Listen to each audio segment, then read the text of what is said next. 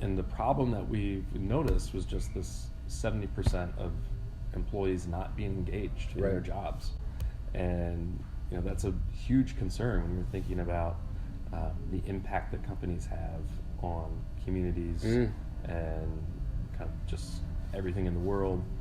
That's fascinating. Yeah, and so people are kind of phoning it in, so to speak, and it comes back to just not having that sort of meaning or purpose, right? Or feeling like they really have a voice, right? And so in some ways, we're kind of the voice of the employee to organizations to say, here's where your employees are struggling, here's their pain points, here's some friction, we can help solve for that, and your employees can actually help solve that. A lot of entrepreneurs, they get so honed in on their vision, this is my thing, that they forget when they bring other people onto the team that you now have to allow them to contribute to that vision and to that process. That is so interesting that you say that. Well, I think about it from two levels. So the level that's very personal to me, and thinking about it like organizationally, sustainability. And so I think that in that sense, thinking about if you're creating a social entrepreneur platform or a company or whatever it is, how are you creating a brand and an employee experience that kind of endures the stresses and test of time? Like, how do you become one of those kind of organizations or companies that really has meaning in the world, that has a voice that people recognize, that people listen to? So how do you sustain that? And so you do that through doing good for communities, you do that through taking care of this world that we live in, and the earth that we have. So, by having good environmental practices, by ethics and integrity, doing the right thing. But when I think of sustainability on a more macro level, going beyond just kind of business and leadership, it's, how are we protecting this way of life that we have now and generate more so for others? So what are we doing to reduce our footprint in the world so that we can continue this wonderful climate that we have here in LA, Los Angeles, so that we don't fall off into the...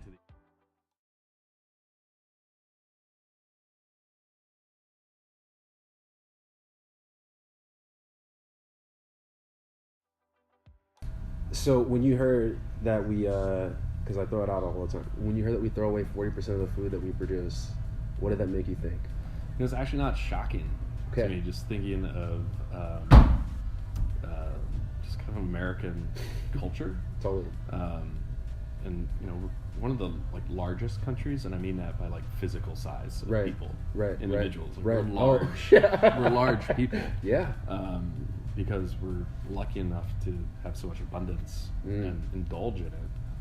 Our serving sizes are larger, and the thing that we have we're buying so much, provide such large restaurants are giving us such big servings and portions compared to the rest of the world, and then yet 40% of that is wasted. It's just how much are we, which more shocking I think is probably how much we consume.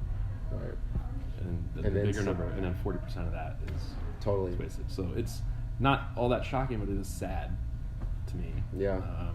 That there's not more that we can do with that, which is great while you're doing what you're doing. You're going to solve for that. Well, that's the goal, man. It's it's not an easy thing, and we have to ask ourselves some hard questions in terms of the things that we value, and then we also have to start educating ourselves on the rest of the world and how they're suffering and some of the things that they need.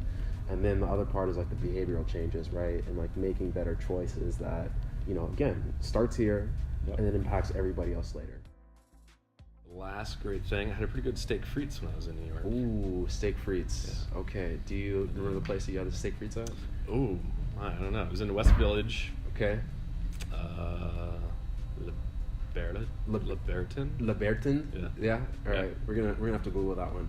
It's authentic. It's authentic French. They speak French and everything. Okay. All right. That's awesome. So steak frites is that's steak with the French fries, right? Yes. Okay. You have to get it au poivre.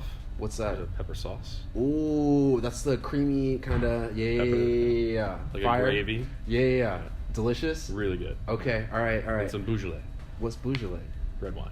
Oh, okay. All right, yeah. Huh, yeah, restaurant review to me, that is I mean, when you look at it now, they're just kind of the other people's opinions. Right. You don't really know who those people are. When I like to read like a legitimate restaurant review by a real reviewer who has expertise and credibility. Right. What gets me interested about eating somewhere is the story that's behind where the food is coming from. So I love going to restaurants where it's someone's like authentic family recipes, and maybe grandma's in the back, you know, like helping out, rolling tortillas or something. Right. Which we ate at a place like that. That's awesome. It's fantastic. Or people, you know, it's from their travels or their experiences, or there's some sort of meaning behind the food that they're creating. It just makes it a little more soulful, I think. Totally. To feel like you're connected, like you have a connection to this food in some way, rather than just some, you know, some random person like, totally, oh my god, it was amazing. Or I didn't tune out, dude. I just thought that was very. I was making a connection with Tatiana earlier. Oh yeah. You know, about. I just love your example about storytelling. I am a true believer that food is a form of expression of art, right?